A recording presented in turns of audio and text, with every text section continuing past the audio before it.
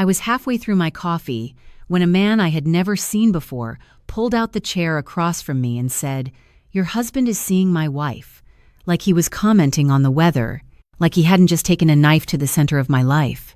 I stared at him, waiting for a punchline that never came, and when I didn't respond, he added quietly, "Thursday nights, the Marriott on 5th, room always booked under his middle name," and something in my chest shifted, not shattered, just settled, like a truth finally finding its place. "You're wrong," I said, but my voice didn't sound like mine. It sounded rehearsed, like something I had said before in smaller ways, to smaller suspicions, and he shook his head slowly, almost apologetically. "I wish I was," he said, sliding his phone a few inches toward me, not enough to invade, just enough to show a single message thread, a date, a time, a name I recognized too quickly, and I felt my fingers tighten around the paper cup, the lid bending slightly under the pressure. "Why are you telling me this?" I asked, and he leaned back, studying. "Because you deserve to know," he said. Then after a pause, softer, "And because I'm tired of pretending I don't.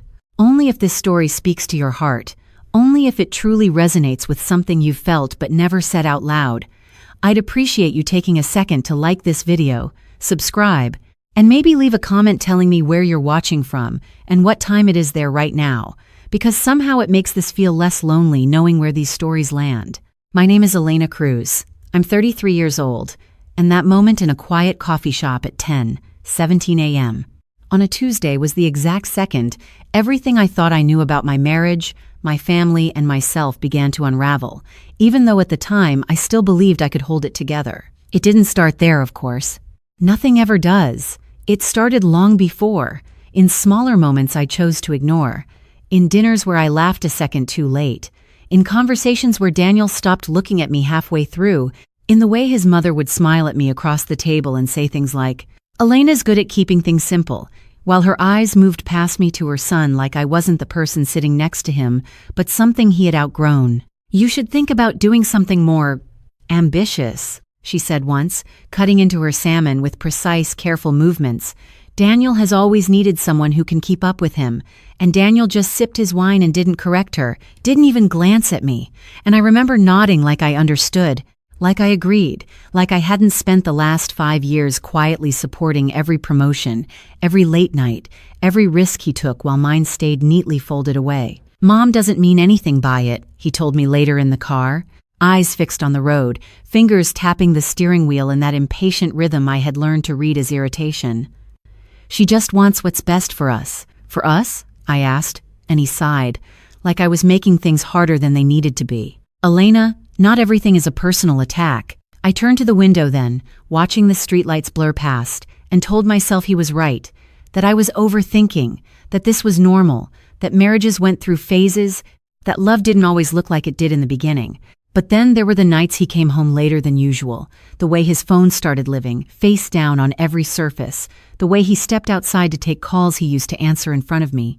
And each time I noticed, I tucked it away somewhere quiet inside me, like storing evidence I wasn't ready to examine. "Work's just been crazy," he said one night, loosening his tie as he walked past me without stopping. "We're pushing for a new client." "That's good," I replied, even though he hadn't told me anything about it before, even though I didn't recognize the name he mentioned in passing, even though something about the way he said it felt practiced. The man across from me in the coffee shop, Adrian, watched all of this flicker across my face in real time, like he could see the pieces clicking together, and when I finally looked back at him, really looked this time, I realized he wasn't enjoying this. There was no satisfaction in his expression, just a kind of quiet resignation. "How long?" I asked, and he hesitated, just for a second. "Long enough that it's not a mistake," he said, and that was the moment something in me went still. Completely still, like the part of me that would have argued or cried or demanded answers had stepped aside. "Why now?" I asked. "Why tell me now?" He glanced down at his hands, then back up at me. "Because last night they talked about leaving," he said, and the words landed heavier than anything else he'd said so far, heavier than the proof, heavier than the confirmation, because leaving meant this wasn't just something happening in the background of my life, it was something already moving past me, already deciding my future without me in it. I nodded slowly, processing, adjusting, and for a brief moment, I thought about standing up, about walking out, about going home and pretending I didn't know any of this yet, buying myself a few more hours of ignorance, but instead I stayed exactly where I was. "Show me," I said quietly.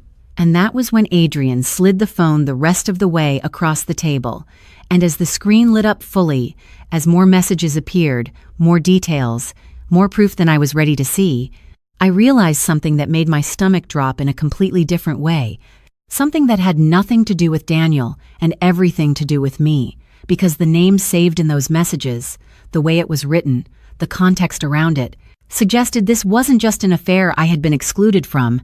It was something they had both assumed I would never understand, never notice, never question, and that assumption, that quiet dismissal of who I was, hurt more than the betrayal itself.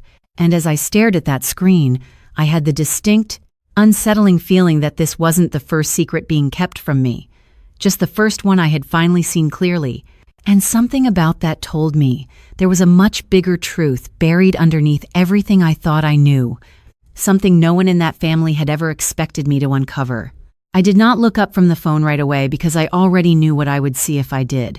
Not the exact words, not the exact timestamps, but the shape of it, the pattern of something that had been building quietly around me for years while I stayed exactly where everyone expected me to be, agreeable, patient, easy to overlook.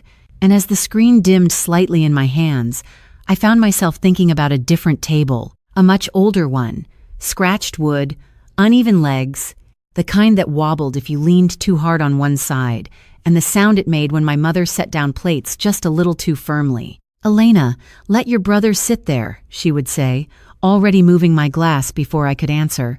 "He needs the space," and I would slide over without asking why, even when there was clearly enough room, even when I had been sitting there first. "It is just easier this way," she added once, not unkindly, just matter of fact, like she was explaining how the world worked, and I learned early that easier usually meant someone else mattered more. My brother Mateo would drop his backpack on the floor, kick off his shoes wherever he felt like, and my father would barely look up from the television. "Long day?" my father would ask him, voice warm, interested, while I stood at the sink rinsing plates that were not mine, waiting for a question that never came. "Yeah, coach says I might start next season," Mateo would say, and my father would nod, proud, already imagining something bigger for him, while my mother wiped the counter beside me and said quietly, "You should try something like that too, Elena, something that stands out." I remember glancing down at my hands, still damp from the sink, and thinking that I was already trying, just not in ways anyone seemed to notice. "I got an A on my presentation," I said once, a little too quickly, like I needed to place it into the conversation before it disappeared, and my mother smiled briefly, distracted. "That is good, honey," she said, already turning back to Mateo as he described a play from practice, and I nodded like that was enough, like I did not need more. It was always like that. Not cruel, not obvious, just a quiet reshaping of space where I learned to take up less of it, to adjust before being asked, to anticipate what would make things smoother for everyone else. "You are so easy," my aunt said once at a family gathering, squeezing my shoulder. "Your mother is lucky." And I smiled because it sounded like a compliment, even though something about it felt like being folded into a smaller version of myself. Years later, sitting at my own dining table with Daniel and his family, I recognized the same pattern before I had words for it. "Elena does not mind," his mother said during one of those long Sunday dinners, waving a hand lightly when the seating arrangement shifted again, and I ended up at the far end, slightly outside the main conversation. "She is very low maintenance," she added, and the table laughed softly, not mean, just agreeing, and Daniel did not correct her. "It is true," he said, smiling in that easy way that used to make me feel chosen. "She is the calm one." I remember holding my fork a little tighter, feeling the weight of that word settle over me again. Calm, easy, simple, all the things that made me convenient, all the things that made it easier not to see me fully. "You should come help me in the kitchen," his sister Claire said later, already standing up, not asking, just assuming, and I followed her because that was what I did, because I had always done that.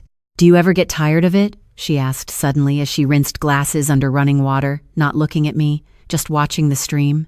"Of what?" I asked, genuinely unsure. She shrugged slightly. Being the one who makes everything smoother, she said, and I opened my mouth to answer, but nothing came out right away because I had never thought of it that way, never named it, never questioned whether I was allowed to be anything else. It is just how things work, I said finally, and she glanced at me then, something unreadable in her expression before she turned back to the sink. Maybe, she said quietly, or maybe it is just how you learn to make it work. Back in the coffee shop, the hum of the espresso machine pulled me out of that memory, the low murmur of conversations around us continuing like nothing had changed, even though everything had. Adrian had not said anything for a while, giving me space I did not realize I needed, and I found myself staring at the reflection in the darkened phone screen, not quite recognizing the woman looking back. "You are very calm," he said after a moment, not as a compliment, more like an observation he was trying to understand. I let out a small breath, almost a laugh, but not quite. "I have had a lot of practice," I said, and that was when it hit me. Not the affair, not the betrayal, but the realization that I had been here before in a different form, in different rooms, with different people, always adjusting, always smoothing, always making space for someone else's story to take center stage, while mine stayed quietly in the background.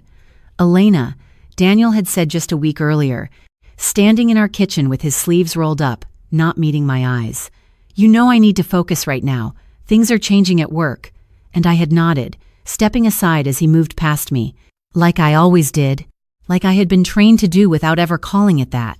But now, sitting across from a stranger who knew more about my marriage than I did, holding proof that should have shattered me but instead felt like confirmation of something deeper, I realized there was a version of me everyone had been counting on, the one who would not ask, who would not push, who would accept whatever explanation was easiest, and as I looked back down at the phone, at the messages I had not fully read yet, I had the quiet, unsettling sense that the biggest lie in all of this was not the affair itself, but the assumption that I would stay exactly the same after finding out, and something in me, something small but steady, was beginning to shift in a way I did not fully understand yet. But I knew, with a clarity that felt almost like relief, that whatever came next, it was not going to be easy for them the way it always had been for me. I did not realize the exact moment things started to shift until much later, because at the time it felt small, almost insignificant, just another day where I chose to do something quietly, instead of asking for permission. But looking back now, that was the first crack in the version of me everyone had grown comfortable with, including Daniel. It was a Thursday evening, early fall, the kind where the air turns just sharp enough to make you notice it, and I was sitting at our kitchen counter with my laptop open, numbers spread across the screen, notes scribbled in the margins of a legal pad that had been filled and refilled too many times to count. "You are still working on that?" Daniel asked as he walked in, loosening his tie, dropping his keys in the same spot he always did without looking. "It is not work," I said, closing the laptop halfway, instinctively minimizing it before he could see too much. "Just something I have been helping with." He gave a short laugh, not unkind, just dismissive in a way I had learned to recognize. "You do not need to take on more, Elena. Things are already busy enough," he said, opening the fridge, scanning it without really seeing anything. "You should focus on what matters." I remember watching him then, the way he spoke with certainty about what my life should look like. And for a second, I almost agreed out of habit, almost nodded and closed the laptop completely. But something in me resisted, quietly but firmly. "This does matter," I said. And even I could hear the difference in my voice, softer than his but steadier than usual. He paused, just for a second, then shrugged like it was not worth arguing about. "If you say so," he replied, already moving on, already done with the conversation. That project, the one he never asked about again, was a small consulting job at first, just helping a local restaurant owner reorganize inventory and reduce waste. Nothing impressive on the surface. Nothing that would make his mother pause mid-sentence or earn a second glance at those long Sunday dinners, but it grew, slowly, steadily, because I stayed up late after he fell asleep, because I learned things no one had ever taught me, because I paid attention in ways I had been trained to, and over the next year, that one project turned into 3, then 5, then a steady stream of referrals that came quietly through word of mouth. "I heard you helped Marco with his numbers," one client said over the phone, voice cautious but hopeful. He said you saved him almost 30% in costs. I remember sitting in my car outside a grocery store, keys still in the ignition, feeling something unfamiliar settle into my chest, something like pride but quieter, less obvious. I just helped him see what was already there, I replied, because that was the truth, because I had always been good at seeing things other people overlooked. At home, nothing changed on the surface, which almost made it easier to continue. Dinner is at 7, Daniel would say, not asking, just informing, and I would nod, closing my laptop, sliding back into the role that required less explanation. At those dinners, the same patterns played out, the same conversations looping around promotions, investments, future plans that never included me beyond a vague reference to support. Daniel is doing very well, his mother would say, pride clear in her voice as she refilled his glass. He has always been ambitious. We are proud of you, his father added. And Daniel would smile, modest but pleased. And then, almost as an afterthought, his mother would glance at me. And Elena is steady, she said once, choosing the word carefully like it was something delicate. She keeps things grounded. I remember the way Claire looked at me from across the table then, her expression sharper than usual, like she was waiting for something. Actually, Claire said, setting her fork down, I heard Elena has been doing some consulting work. The table went quiet for a fraction of a second, not dramatic, just enough to notice. Daniel frowned slightly, turning toward me. Consulting? He repeated like the word did not quite fit. It is nothing big, I said quickly, feeling that old instinct rise up, the one that made me minimize before anyone else could. Just helping a few small businesses. His mother smiled, polite but uninterested. That sounds nice, she said. And the conversation shifted almost immediately back to Daniel's latest project, back to something that fit their understanding of success, and I let it go, because I always had. But something had already changed, even if they did not see it yet, even if I barely understood it myself, because later that night, as I sat alone at the kitchen table with my laptop open again, reviewing a proposal that was larger than anything I had handled before, a contract that would push everything I had built into a different category entirely, my phone buzzed with a message from a number I did not recognize. We were referred to you, it read. We need someone discreet. Can you meet tomorrow?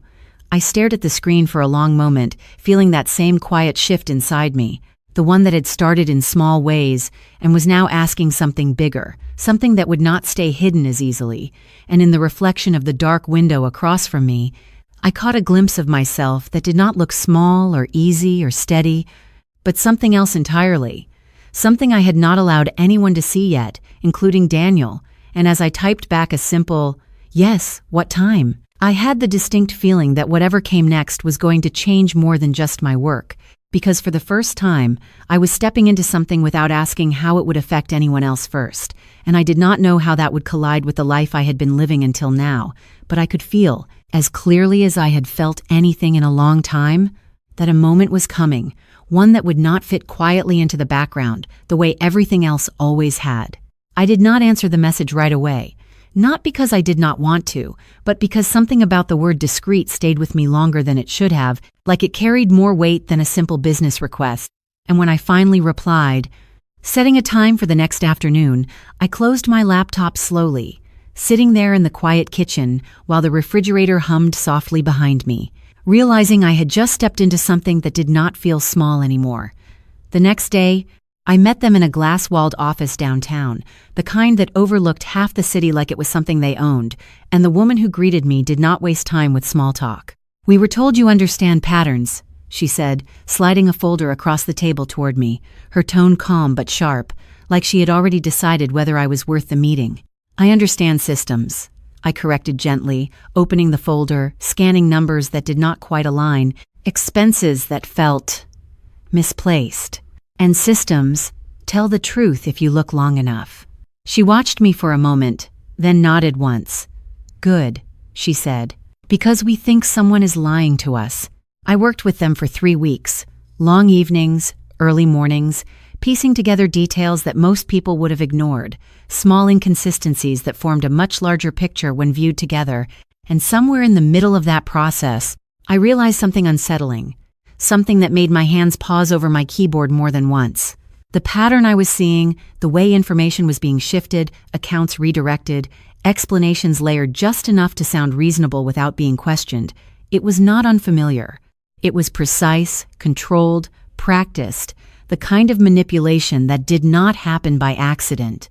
"Are you sure these reports are complete?" I asked during one of our meetings, looking up from the spreadsheets. The man across from me hesitated just slightly before answering. "That is everything we were given," he said, and I held his gaze a second longer than necessary, sensing something he was not saying out loud. "Then someone made sure it looked complete," I replied quietly.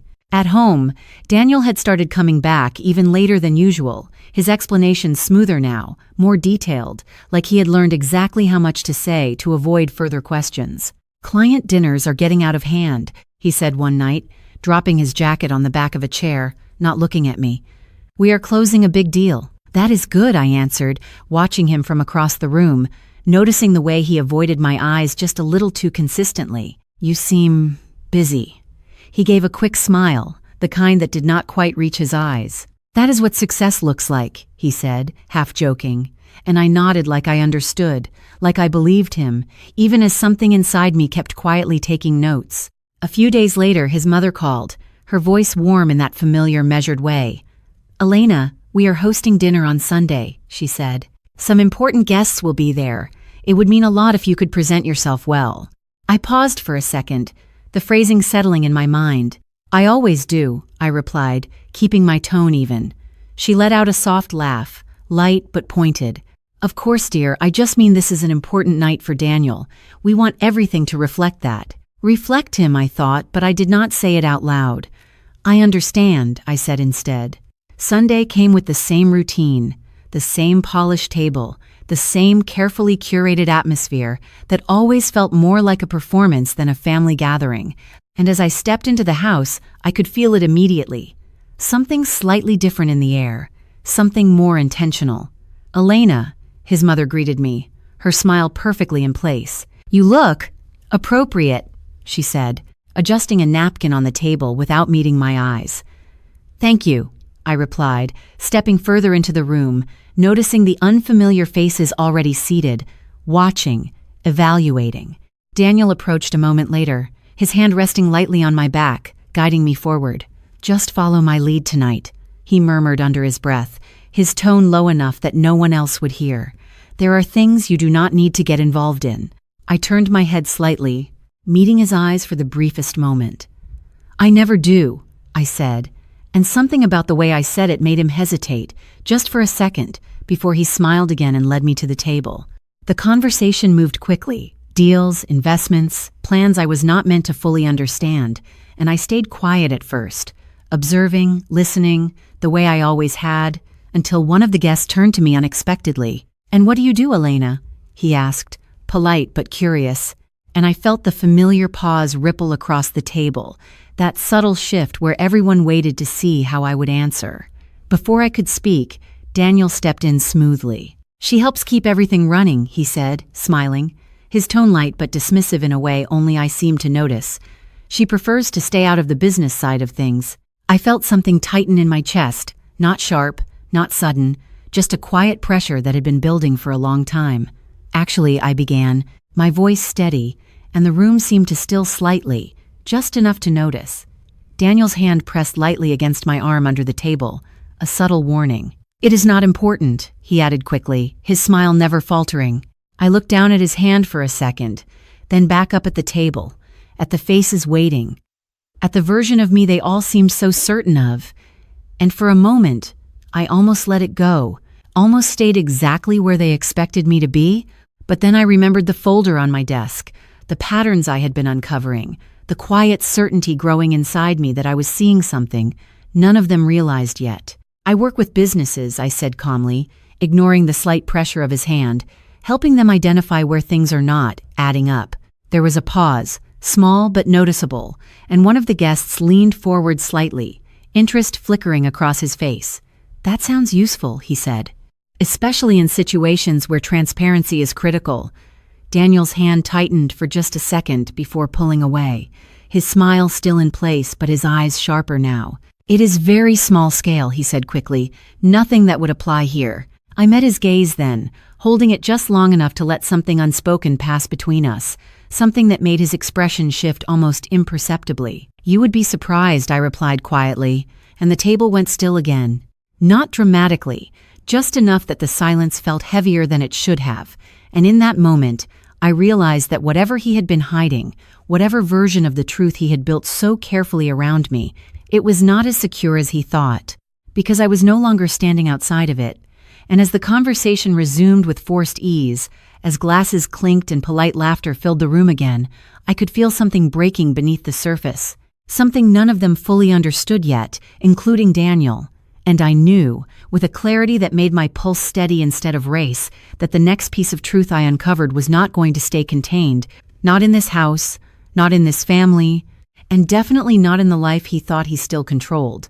And as I reached for my glass, the faint vibration of my phone against the table caught my attention, a new message lighting up the screen, and when I glanced down at it, my breath paused just slightly, because the name on that message was not the one I expected to see in that moment, and the words that followed were enough to make everything I had just begun to understand collapse into something far more immediate and impossible to ignore. The message on my phone read, "They are not just meeting, there are transfers. You need to see this tonight." And the name above it was Adrian, which made everything feel sharper, more immediate, because this was no longer just about suspicion or quiet patterns. It was something active, something unfolding in real time while I sat at a table pretending to belong in a conversation that had already started without me. I did not respond right away, not with Daniel's family watching, not with his mother refilling glasses like she was maintaining control of something fragile. "Is everything all right?" she asked, her voice smooth, eyes briefly flicking to my phone before returning to her guests. "Yes," I said, placing it face down beside my plate, mirroring a habit I now understood too well. "Just work." Daniel glanced at me then, quick, assessing, like he was measuring something. "I thought you said your work was small," he said lightly, but there was an edge under it now.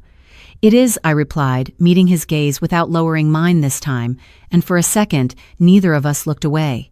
The rest of the dinner blurred in small, controlled moments, polite laughter that felt slightly off rhythm, conversations that skimmed over details instead of settling into them, and when it ended, Daniel insisted we leave quickly. "We have an early morning," he told his parents, already reaching for his coat.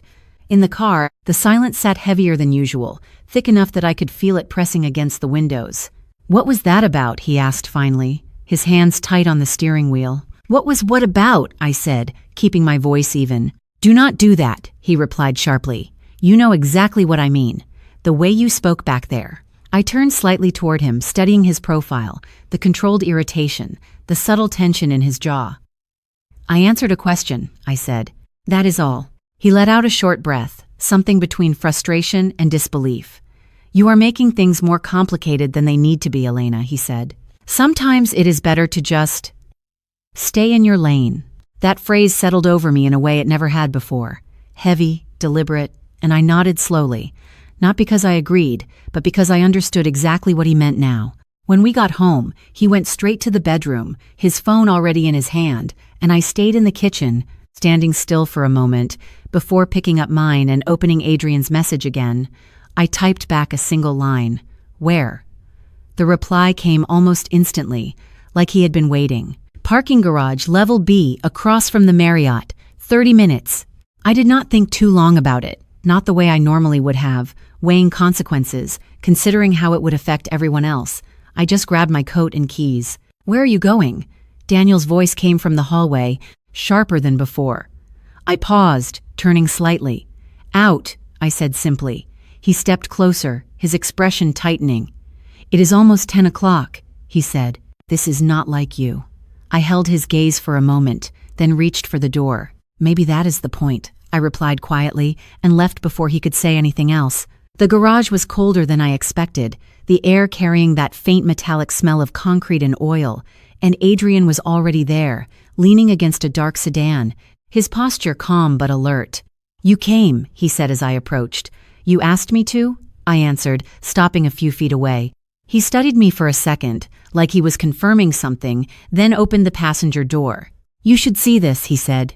Inside the car, he handed me a tablet, A series of documents already open, transactions, dates, names that overlapped in ways that felt too precise to be coincidence. "This is not just an affair," he said quietly. "They are moving money, Elena. Accounts connected to both of them. It is coordinated." I scrolled slowly, the numbers sharp against the screen, each one telling a story I had not been allowed to hear until now. "Why show me this?" I asked, my voice lower than before.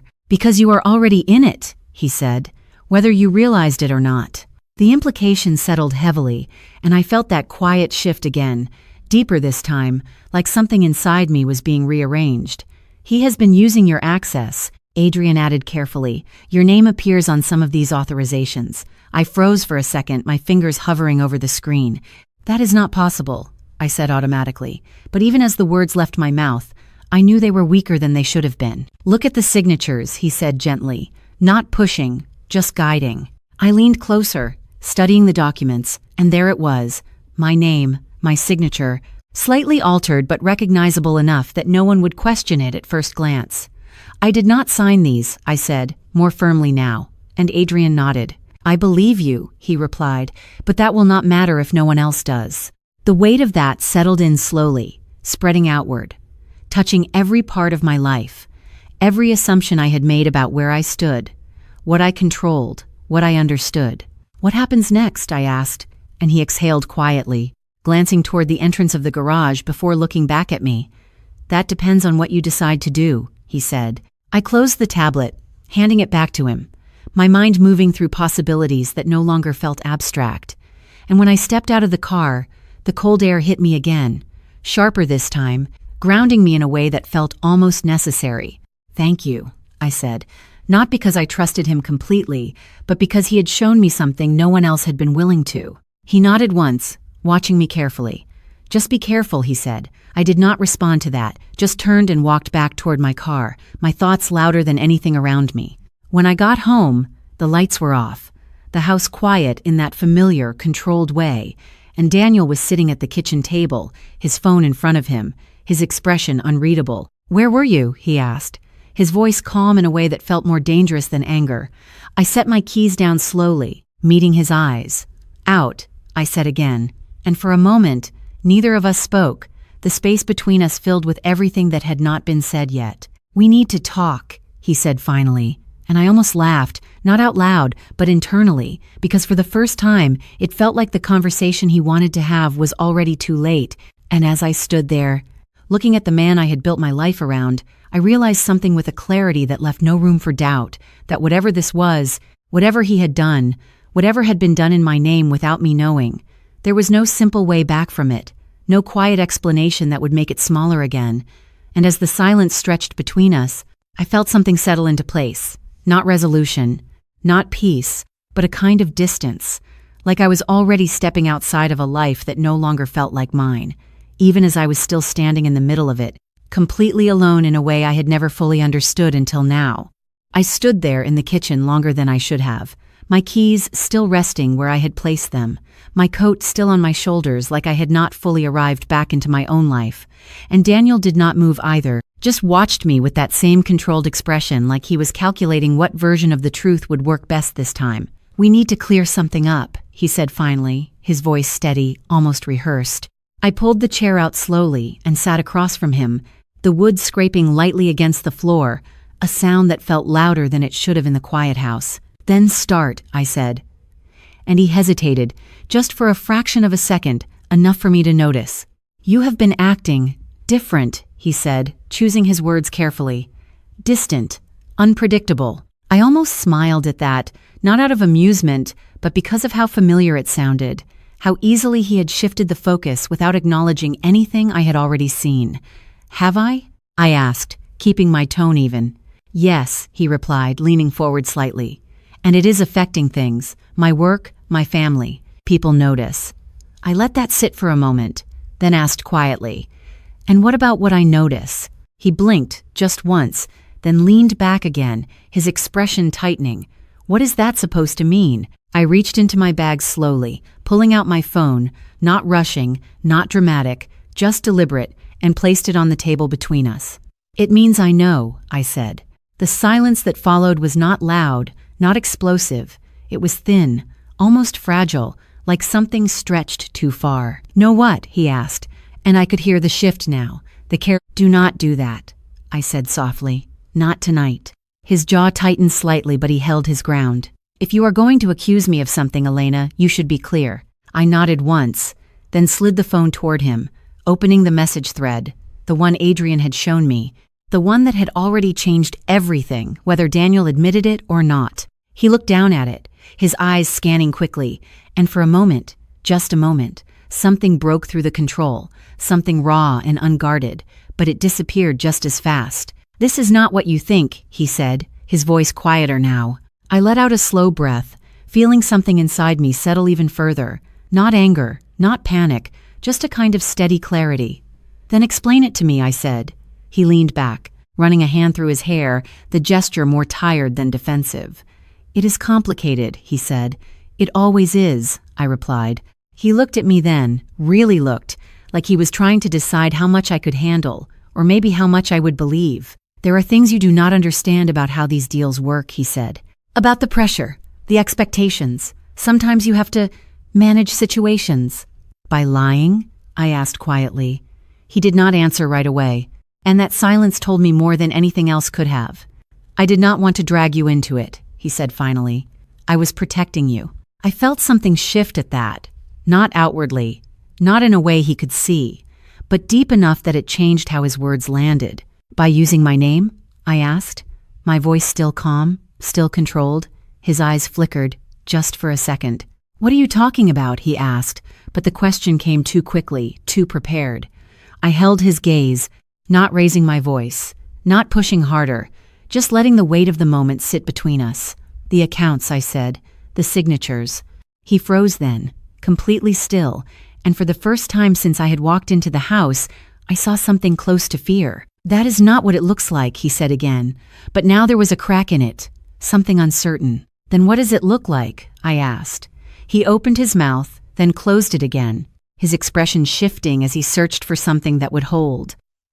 "I was going to fix it," he said finally. Before anyone noticed. The words hung there, quiet and heavy, and I nodded slowly, not because I accepted them, but because I understood exactly what they meant. "But I noticed," I said. "That was when something changed completely, not in him, but in me, something that had been building quietly through every conversation, every dismissal, every moment I had chosen to stay small for the sake of peace, and now there was no space left for that version of me to exist." "You were not supposed to," he said under his breath, almost to himself. I leaned back slightly, folding my hands in front of me, feeling an unfamiliar sense of distance settle in. "No," I said. "I was not." The silence returned, thicker this time, more final, and neither of us rushed to fill it. After a while, he stood up, pacing once across the kitchen before stopping near the window. "We can fix this," he said, not looking at me. "We just need to be smart about it."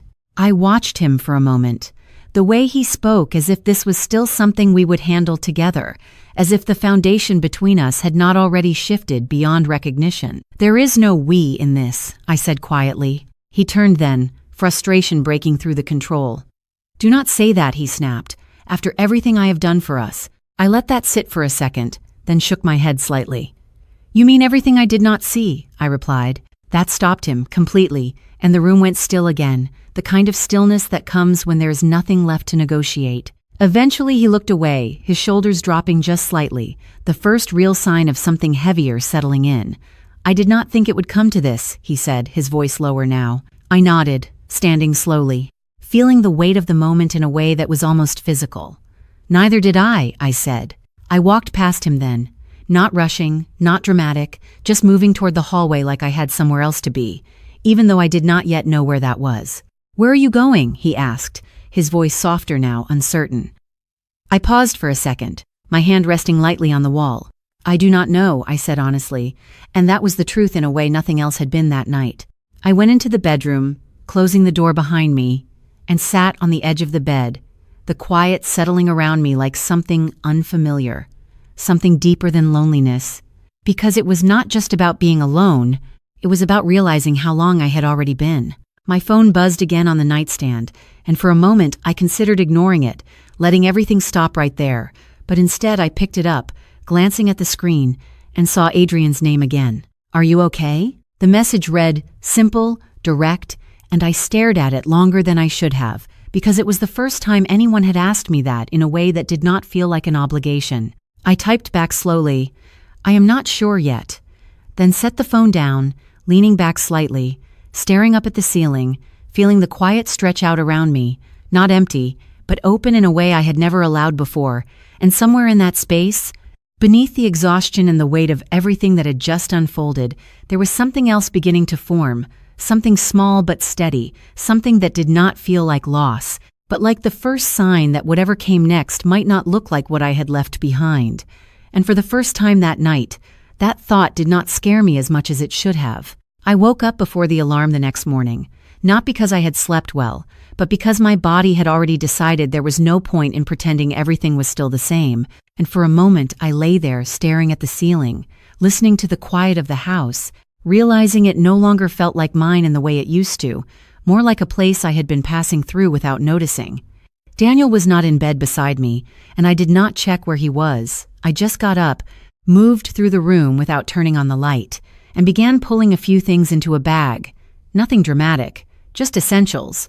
Clothes that fit easily into a small space. My laptop, the notebook I had been using for my work, the one thing that had always felt like it belonged entirely to me. When I stepped into the hallway, he was standing near the kitchen, coffee already in his hand, like he had been waiting. "What are you doing?" he asked, his voice careful, controlled again, like the night before had already been folded away into something manageable. "I am leaving," I said, not raising my voice, not explaining further. He frowned slightly, setting his cup down. "For how long?" he asked. I paused, adjusting the strap of my bag on my shoulder. "I do not know," I replied, and that was the truth in a way that felt almost grounding. He exhaled slowly, running a hand through his hair. "This is not necessary, Elena," he said. "We can work through this." I looked at him then, really looked, and for the first time, I saw how much of him had been built around control, around the assumption that things would always return to his version of normal if he just stayed calm enough.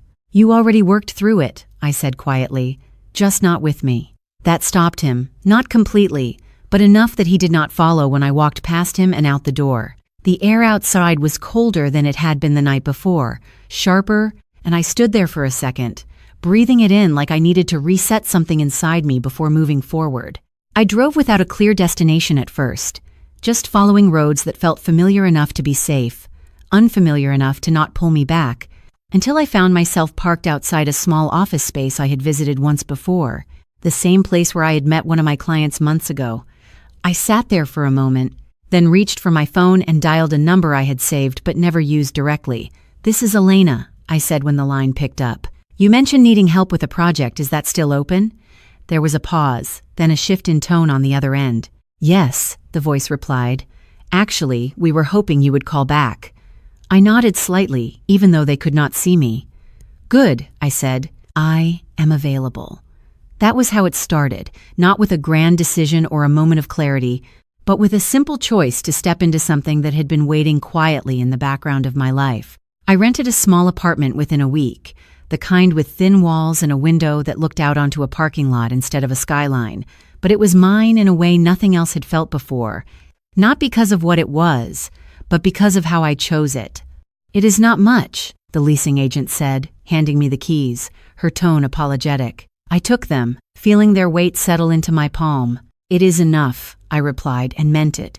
My days shifted quickly after that, filled with work that demanded my attention in ways that left little room for anything else, meetings that required me to speak instead of observe, decisions that had consequences I could not step away from. "What do you think we should do?" one client asked during a call, their voice uncertain, and I paused, not out of hesitation, but to let the question land fully. "We start by being honest about what is not working," I said, my tone steady, clear, and I realized as I spoke that I was no longer answering in a way that made things easier for everyone else. I was answering in a way that made them accurate. There were moments when the silence returned, when the absence of everything I had left behind pressed in quietly, usually at night, when the apartment was still and there was no one to fill the space with conversation or distraction. But even then, It felt different now, less like something missing and more like something opening. "You seem different," Claire said when she called unexpectedly one afternoon, her voice cautious but curious. I leaned back in my chair, looking out at the narrow view beyond my window. "I am," I said simply. She was quiet for a second, then asked, "Are you okay?" I considered the question, not rushing to answer it. "I am learning how to be," I replied. And that felt closer to the truth than anything else I could have said. Work continued to build, slowly at first, then with a kind of momentum that I could not ignore. Referrals turning into contracts turning into something that resembled a structure I had never fully allowed myself to imagine before. "We want you to take the lead on this," one client said during a meeting, sliding a document across the table toward me. "It is bigger than anything we have done before." I glanced at the numbers, the scope, the level of trust implied in the request, and felt that same quiet shift again, the one that had started long before I understood it. "All right," I said, meeting their gaze.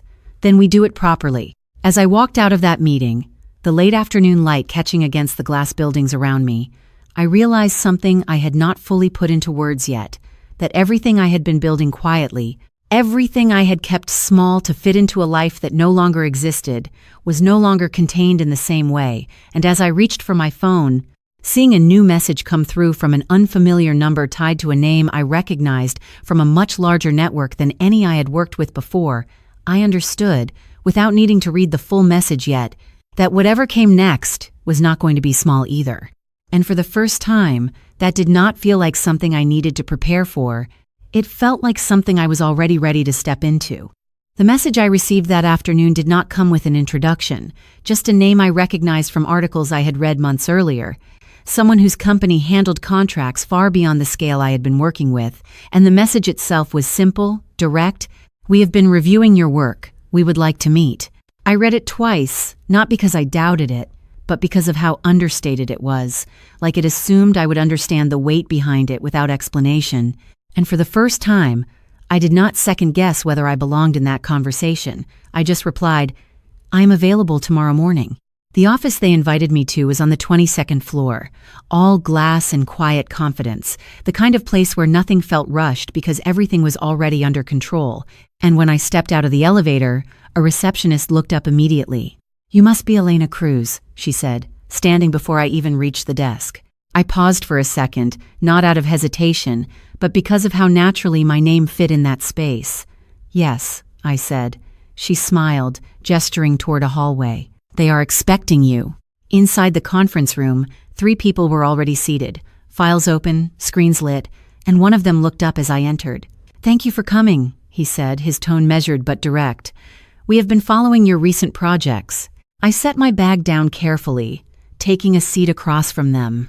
"Then you already know how I work," I replied, and there was a brief pause, not uncomfortable, just enough to shift the tone slightly. "We do," he said, exchanging a glance with the others. "That is why we are interested." They walked me through the situation quickly. Numbers, discrepancies, a system that had been running smoothly on the surface but showed signs of strain underneath. And as they spoke, I recognized the pattern almost immediately, not because it was identical to what I had seen before, but because I understood how people built structures that relied on others not looking too closely. "You are asking for a full assessment," I said, closing the file after scanning the key points. "Not just recommendations." He nodded. "We need someone who is not afraid to point out what is being missed." I leaned back slightly, considering the scope, the visibility, the risk that came with it, and instead of feeling overwhelmed, I felt something else entirely, something steady and clear. "Then you need someone who is not part of your internal system," I said, "because anything built inside it will protect itself first." One of them leaned forward slightly, interest sharpening. "And you are not part of it?" he asked. I met his gaze without hesitation. "No," I said, "I never have been." There was another pause, shorter this time, and then he nodded once. "Good," he said. "That is exactly what we need." By the end of that meeting, the agreement was in front of me, formal, structured, something that carried more weight than anything I had signed before. And when I picked up the pen, I noticed my hand was completely steady, not because I was unaffected, but because I had already stepped into this version of myself long before anyone else had acknowledged it. "Welcome aboard," he said as I signed, sliding the document back across the table. I nodded once, simple, controlled. Let us get to work, I replied. Over the next few weeks, everything shifted again, but this time it was visible, not just to me, but to the people around me.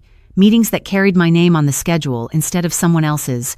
Decisions that waited for my input before moving forward. A small metal badge clipped to my bag that granted access to floors and files that had once felt far removed from anything I would touch. "You will need this," the receptionist said one morning, handing it to me with a brief smile. I turned it over in my hand, my name printed clearly beneath the company logo. The designation beneath it, simple but precise. External consultant, strategic oversight. It was not a title meant to impress. It was one meant to define exactly where I stood, outside the system, but with the authority to see through it. "Thank you," I said, clipping it into place without hesitation. The work itself required focus in a way that left little room for anything else. Long hours, detailed reviews, conversations that cut directly to what mattered without circling around comfort. "If we remove this layer, the entire structure shifts," I said during one meeting, pointing to a series of transactions on the screen. "It is not a mistake, it is intentional design." The room went quiet for a second, then one of the senior managers nodded slowly. "You are saying this was built to hide movement," he said. I met his gaze. "I am saying it was built to avoid being questioned," I replied, and there was no hesitation in my voice when I said it, no instinct to soften it or make it easier to accept. That was the difference now, not just in what I saw, but in how I said it. There were moments when people pushed back, when the weight of what I was uncovering made them uncomfortable. "Are you sure you are not reading too much into this?" one of them asked during a late afternoon session, his tone careful but skeptical. I did not rush to respond. Just let the silence sit for a second before answering. "I am sure," I said. "And you will be too once you stop trying to explain it away." He held my gaze for a moment, then looked back at the screen, the resistance easing just enough to allow the truth to settle in. Outside of work, my life remained quiet, contained in ways that felt intentional now instead of limiting. The apartment still small, the routine still simple, but everything inside it carried a different weight, a different sense of ownership. One evening, as I was reviewing notes at my kitchen table, my phone lit up with a number I had not saved but recognized immediately. I let it ring once, twice, then answered. "Hello?" I said, my tone neutral. There was a brief pause on the other end before Daniel's voice came through, softer than I remembered it. "Elena," he said, like he was testing whether the name still belonged to me in the same way. "I heard you have been busy." I glanced at the documents spread out in front of me, then leaned back slightly in my chair. "I have been working," I replied. Another pause, longer this time. "We should talk," he said. I let the silence stretch for a second before answering. "We already did," I said calmly, and ended the call before he could respond. I set the phone down, returning my attention to the notes in front of me, the patterns I was still uncovering, the work that continued to move forward whether he was part of my life or not. And as I looked at the numbers, at the structure forming beneath them, I realized something with a quiet certainty that felt almost inevitable, that everything I had been building, everything I had stepped into, was about to intersect with the very situation that had pushed me out of my old life in the first place. And as that thought settled in, I could feel the timeline closing in on itself, bringing me back to where this had all started. But this time, I was not the same person sitting at that table. And when the moment came again, I knew it would not unfold the way it had before. I did not expect to walk back into that building so soon, but the address on the meeting confirmation left no room for coincidence. The same hotel, the same polished glass doors, the same quiet lobby that had once felt like the background of someone else's life, and now it stood directly in front of me again, waiting. I paused just outside the entrance, adjusting the strap of my bag, the small metal badge clipped neatly to it, catching a faint reflection in the glass, my name clear, my role defined, and for a moment, I let myself breathe, slow, controlled, not to calm down, but to center something that had already settled deep inside me. "You are early," a voice said behind me, and I turned slightly to see Adrian stepping up beside me, his expression measured but softer than the first time we met. "I like to know where I am before I walk into something," I replied, glancing toward the lobby. He nodded once, understanding without asking further. "They are already upstairs," he said. "This is going to be direct." I looked at him for a second. then asked quietly, "Does she know?" He hesitated, just long enough to make the answer clear, before he said it out loud. "No," he admitted. "Not yet." I held that for a moment, then turned toward the doors. "Then let us not keep them waiting," I said, and stepped inside. The elevator ride was silent, the kind of silence that did not need to be filled because everything that mattered was already understood. The numbers, the patterns, the connections that had been building quietly until they could no longer be ignored. And when the doors opened on the top floor, the shift in atmosphere was immediate, quieter, more controlled, like the space itself was designed to contain difficult conversations. The conference room door was already open, and as I stepped inside, I saw them.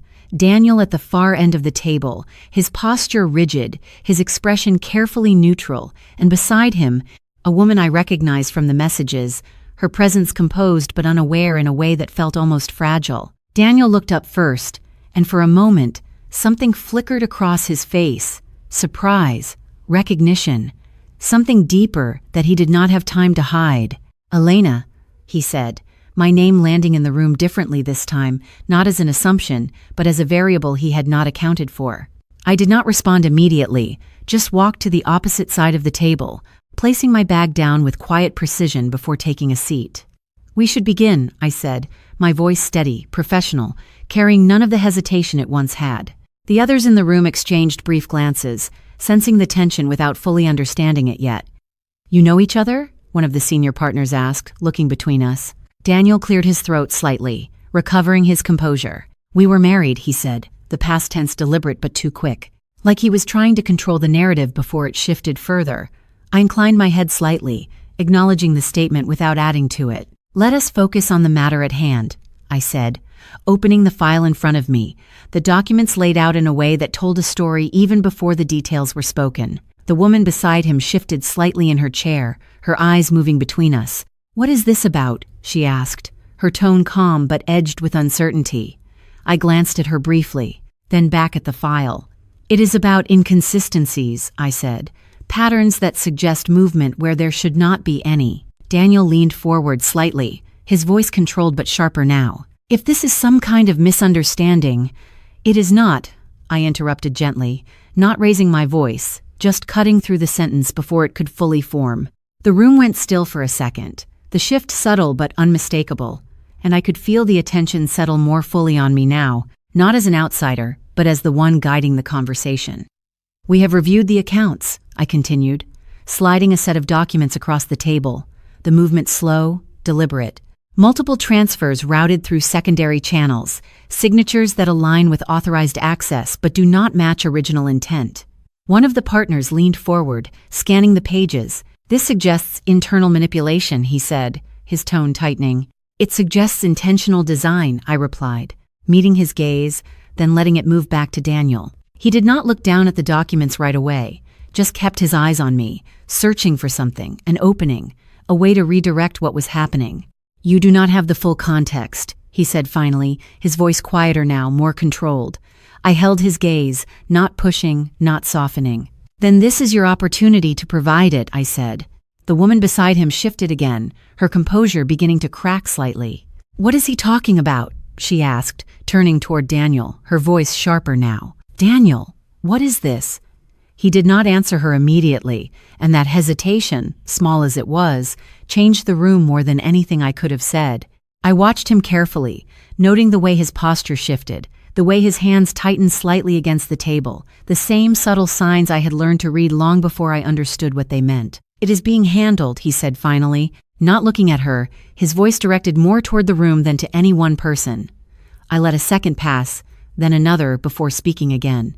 "It has been handled," I said quietly, just not in the way anyone here expected. The silence that followed was heavier now, not fragile, but dense, filled with the weight of something about to surface, and as I reached for the final document in the file, the one that connected everything in a way that could not be explained away or minimized, I could feel the moment tightening around us, the exact point where everything that had been hidden was about to become visible, and for the first time since this began, I did not feel uncertain about what would happen next, only aware that once it did, nothing in that room would return to what it had been before. I did not rush the moment, even though I could feel the tension tightening across the table, even though every pair of eyes in that room was waiting for something to break. I simply placed the final document down in front of me and turned it slightly so it faced the center. Not dramatic, not forceful, just deliberate. "This is the authorization trail," I said, my voice calm, steady, carrying across the silence without needing to rise. "Every transaction we discussed is tied back to a primary access point." One of the senior partners leaned forward immediately, scanning the page, his expression shifting as he moved through the details. This is signed," he said slowly. "Authorized." I nodded once. "Yes," I replied, "it is." Daniel still had not looked down. His focus locked on me instead, like he was trying to read something beyond the words, something he could still control if he understood it fast enough. "Then what exactly are you implying?" he asked, his tone measured but thinner now, less certain. I met his gaze, not holding it longer than necessary, just enough. "I am not implying anything," I said. "I am showing you exactly what happened." The woman beside him shifted again, her composure cracking further as she leaned toward the documents. "Let me see that," she said, reaching for the pages, her movements sharper now. As she read, I watched the realization begin, not all at once, but in layers, the way truth often arrives, quietly at first, then all at once. "Daniel," she said, her voice lower now, controlled but strained. "Why is her name on these?" The room went still again, but this time it was different, heavier, because the question had finally landed where it needed to. Daniel exhaled slowly, finally looking down at the document, his expression tightening as he took in what was already undeniable. "It is not what it looks like," he said again, but the words carried less weight now, less certainty. I tilted my head slightly, watching him. "You have said that before," I replied quietly. One of the partners straightened in his chair, his tone firm now. "We need clarity," he said. "If these signatures are valid, then she authorized these transfers." He gestured toward me, his eyes narrowing slightly. "Did you?" I shook my head once. Simple, direct. "No," I said. The answer sat there, clean and unembellished, and for a second, no one spoke. "Then how is your name attached to this?" he pressed. I let a brief pause settle, not to create drama, but to allow the weight of the question to exist fully before answering. "Because someone needed access that would not be questioned," I said, "and my name was not one people thought to examine closely." There was a subtle shift around the table, a recalibration of attention, not just toward the documents, but toward me, toward what that statement implied beyond the immediate situation. The woman beside Daniel looked at him again, this time more directly. "Did you do this?" she asked, her voice no longer uncertain, but sharpened by the clarity she was beginning to see. Daniel did not answer immediately, his silence stretching just long enough to become its own answer. "Daniel," she repeated, more firmly now. He finally spoke, but his voice had changed, the control still there, but strained at the edges. "It was temporary," he said. "I was going to correct it." I leaned forward slightly, resting my hands on the table, not aggressive, just present. "Using my identity is not a temporary solution," I said. "It is a decision." He looked at me then, something raw flickering behind the control, something closer to frustration now than confidence.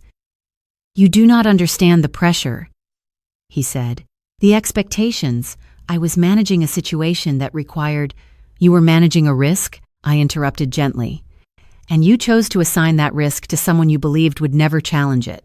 The silence that followed was different again, not just tense, but revealing, because it was no longer about whether something had happened, it was about why, and who had been considered safe enough to absorb the consequences. One of the partners leaned back, his expression shifting from analysis to something more evaluative. "You said you work with identifying patterns," he said, looking at me. "How long did it take you to see this?" I considered the question briefly. "The financial pattern?" I asked. He nodded. "A few days," I replied. Then I paused, just slightly. The behavioral pattern took longer. There was a faint shift in the room at that, subtle but noticeable, and Daniel's jaw tightened almost imperceptibly. "What does that mean?" he asked, his tone quieter now. I met his gaze again, steady, not confrontational, just clear. "It means this was not the first time something was structured this way," I said, "just the first time I chose to look at it directly." The weight of that settled across the table, not as an accusation, but as something harder to dismiss because it extended beyond the documents, beyond the transactions, into something more personal, more revealing. The woman beside him leaned back slowly, her eyes moving between us, her expression no longer uncertain, but shifting into something else entirely. "You knew," she said, almost to herself, then looked at me more directly. "You knew what to look for." I nodded once. "Eventually," I said. One of the partners closed the file in front of him, his decision already forming. "We will need to review this in full," he said, his tone now formal, structured. "But based on what we are seeing, this is a serious breach." He looked at Daniel then, no longer as a colleague, but as a liability. "You will need to step back while we investigate." Daniel did not respond immediately, his focus still fixed on me, like the rest of the room had faded into the background. "This is not over," he said quietly. Not as a threat, but as something closer to disbelief. I held his gaze for a moment, then inclined my head slightly. "No," I said, "it is not." And as the room began to move again, conversations shifting, decisions forming, I felt something settle fully into place, not victory, not relief, but a clear, undeniable recognition from everyone present of exactly who I had become. Not the quiet figure at the edge of the table, not the name they overlooked, but the one who saw what they did not, who said what they avoided, and who could no longer be placed back into the version of me they had always assumed would remain unchanged. And in that moment, as their perception shifted all at once, I realized the shock was not just in what had been revealed, but in the fact that none of them had ever expected it to come from me. I did not stay in the room long after the decision was spoken out loud, not because I was avoiding it, but because my part in that moment had already been completed, and anything beyond that would have belonged to them, to their process, their consequences, their attempts to contain something that was no longer contained.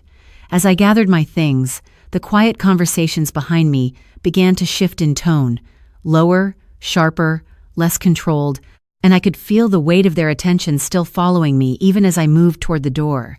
"Elena." Daniel's voice came from behind me, not loud but enough to stop me for a second. I turned slightly, not fully, just enough to acknowledge him without stepping back into the center of the room. "We need to talk," he said again, but this time it was different, not an assumption, not a command, something closer to a request that he was not used to making. I studied him for a moment, the way his posture had changed, the way the certainty he carried so easily before had thinned into something more uncertain, more exposed.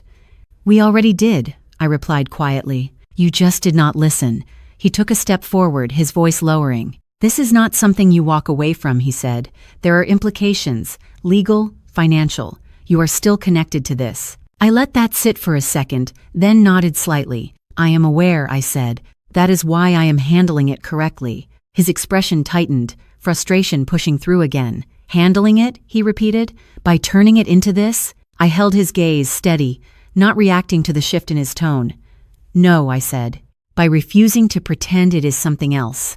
There was a pause, longer this time, and I could feel the rest of the room listening without pretending not to. The woman beside him, the one who had been part of something I had not seen before, spoke then, her voice controlled but carrying something sharper beneath it. "You could have come to us privately," she said, her eyes fixed on me. "There was no need to escalate this in front of everyone." I turned my attention to her fully for the first time, noting the way she held herself, the composure that had not completely broken, but had shifted just enough to reveal something underneath. "I was not part of your private conversations," I said calmly, "so I addressed it where it existed."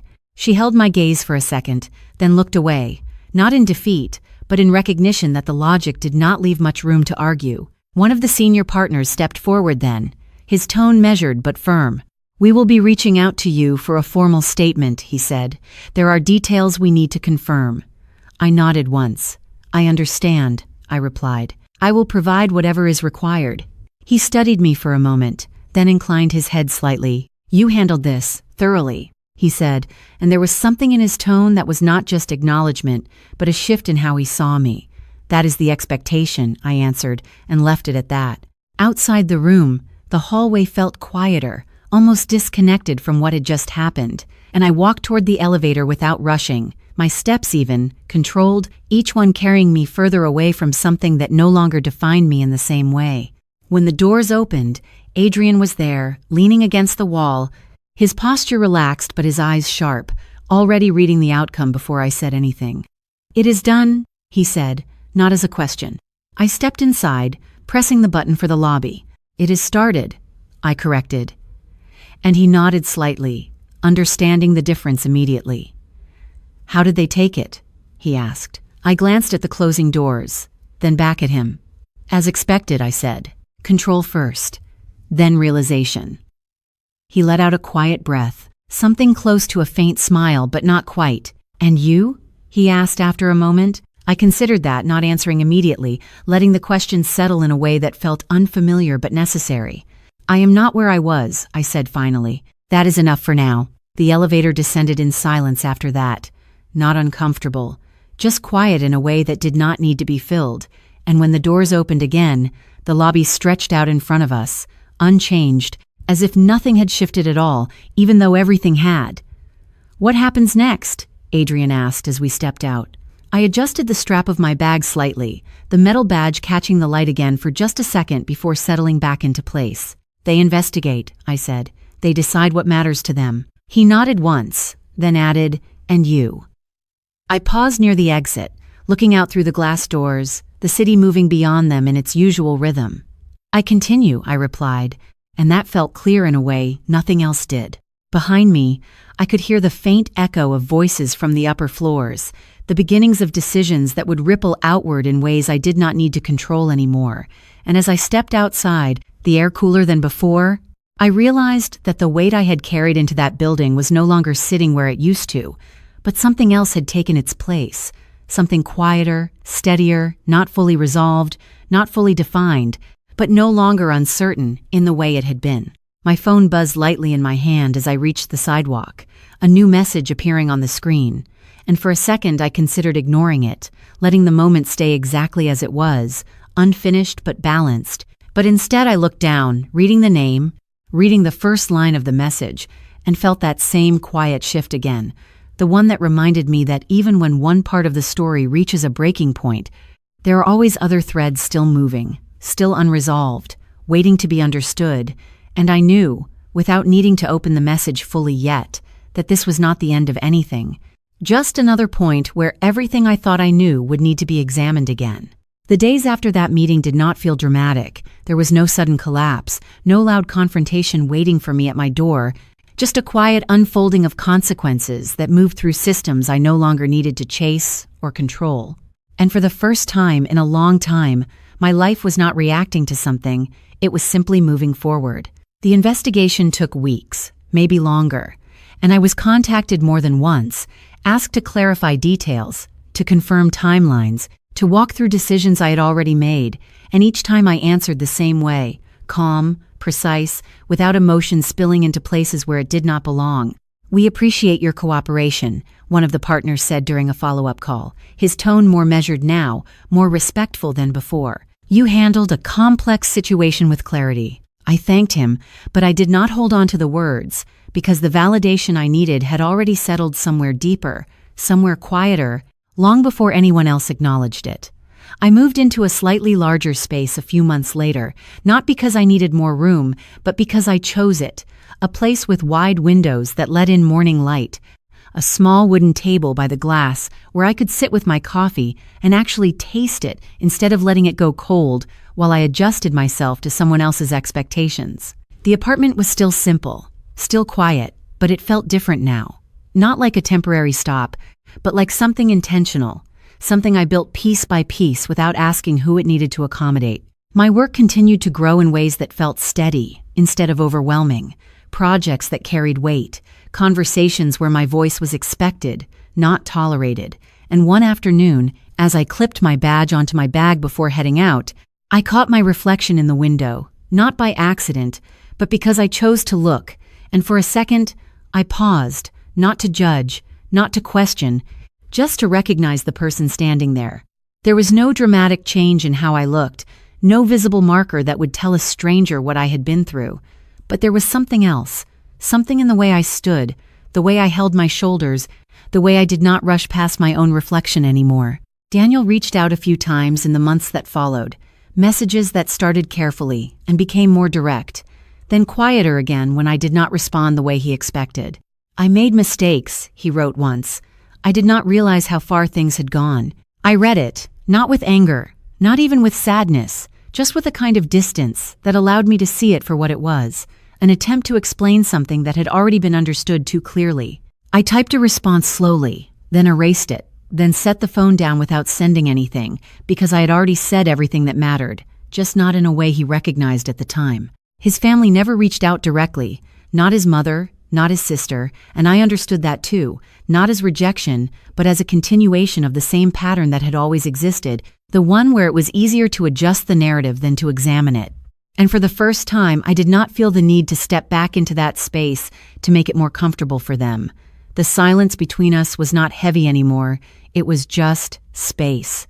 There were moments, small ones, when the past would surface unexpectedly, a phrase, a memory, the way someone laughed at a table that no longer included me, and instead of pushing it away, I let it pass through, not holding on to it, not reshaping it, just letting it exist for what it was, something that had happened, not something that defined what came next.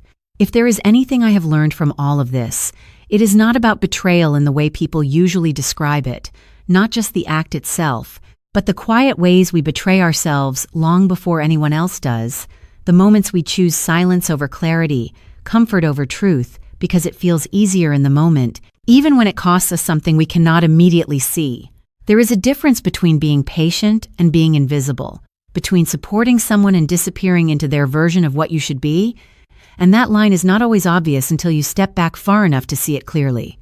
If you are listening to this, and something in your life feels familiar, not in the details, but in the way you have learned to adjust yourself, to fit into spaces that do not quite hold you, I want you to know that noticing it is not failure, it is the beginning of something else, something that does not require you to become louder or harsher, just more honest with yourself than you have been allowed to be.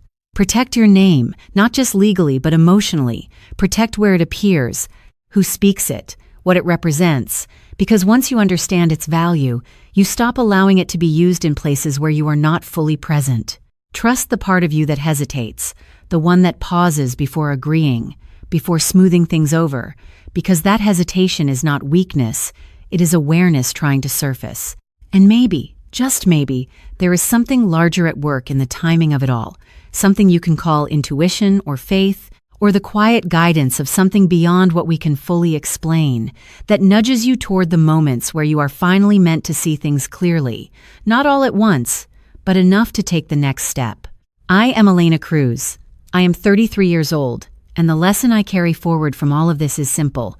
Your value does not decrease just because someone else chose not to see it, and the moment you truly understand that is the moment everything begins to change. Thank you for staying with me through this story, for listening, for allowing it to unfold in a way that is not always easy but always honest, because sometimes knowing that someone else has walked through something similar makes it just a little less heavy to carry on your own. If this story stayed with you in some way, you can share your thoughts, your experience, or simply where you are listening from, because those small connections matter more than we realize. And if you want to keep exploring stories like this, ones that sit quietly with you and unfold over time, you are always welcome to continue with the next one. There are more moments, more lives, more quiet turning points waiting just ahead, and sometimes the next story finds you exactly when you need it.